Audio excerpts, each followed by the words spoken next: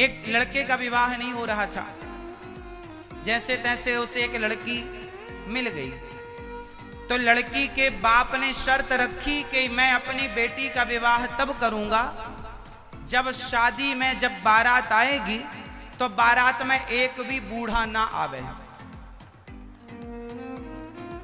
अब लड़का बोला ठीक है भैया, शादी हो रही है, हम नहीं लाएंगे अपने बूढ़ों को।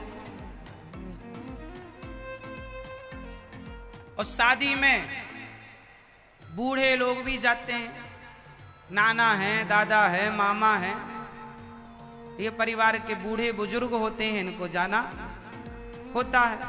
ये सब तैयार होके आ गए। लड़के ने कहा नाना जी आप मत जाओ, दादाजी आप मत जाओ, क्योंकि लड़की के बाप ने कह रखा है बुढ़ों को मत लाना, एक भी बूढ़ा नहीं आना चाहिए, यदि आएगा तो मैं बारात बाहर से ही लौटा दूंगा। चलो एक भी बूढ़ा ना आवे बारात में, सब लड़के लड़के आना, जवान जवान। अब जवान जवान भर लिए, बूढ़े एक भी नहीं। सारे बूढ़े तो मान गए, मामा मान गए, दादाजी मान गए, पर नाना नहीं मान रहे थे।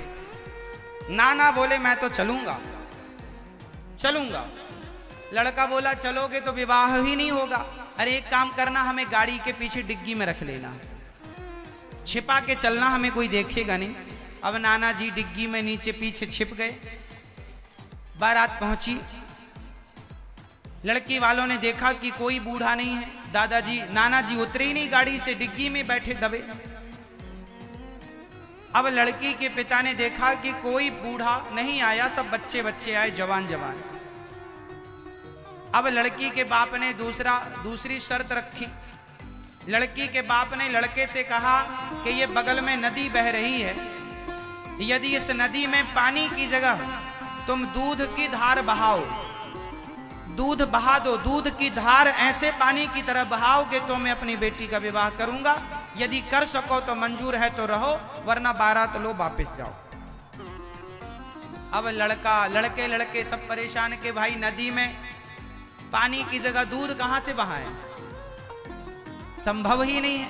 सारे लड़के परेशान हो गए और सारे लड़के बोले अब तो विवाह होगा नहीं, चलो बारात जैसे आई वैसे वापस। सारी बारात वापस जाने लगी तो लड़के ने कहा जब वापस चल ही रहे हैं, शादी तो हुई नहीं, तो नाना जी को डिग्गी से निकालो। नाना जी को निकाला गया डिग्गी से। नाना जी ने कहा क्या हुआ? लड़के ने कहा नाना जी, लड़की के बाप ने कहा है कि ये नदी में पानी की जगह दूध बहाओ। अब कैसे पानी की जगह कोई दूध इतना सारा बहा सकता है, कहां से दूध लाएं? अब वापस चल रहे हैं, आप बैठो। नाना जी ने कहा बस इतनी सी बात, वापस मत जाओ, जाओ लड़की के पिता को सूचना पहुंचा दो कि हमने दूध की व्यवस्था कर ली है, फटाफट नदी का पानी खाली करवाया जाए, जब नदी का पानी खाली होगा फिर हम दूध की धार बहाएंगे। अब लड़के लोग गए उचक उचक के, अरे जी हम लोगों ने दूध की व्यवस्था कर ली, आप तुरंत नदी का पानी खाली कराओ। ना तो नदी का पानी खाली हो सकता था, ना तो दूध की धार बह सकती थी। लड़की के बाप ने समझ लिया कि जरूर तुम्हारे साथ कोई ना कोई बूढ़ा आया है। तब लड़के ने कहा बूढ़े हमारे नाना जी नहीं माने, वो आए हैं और यह ज्ञान उन्हीं ने दिया।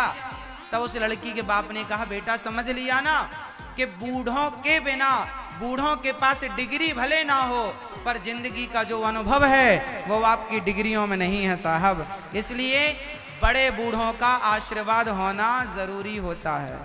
बड़ों का साथ वैसे ही है जैसे पतंग को धागे का साथ है। पतंग आकाश में उड़ती है, पतंग तो दिखती है पर धागा दिखाई नहीं पड़ता, पर वो उड़ती है तो धागे के बल पर ही उड़ती है।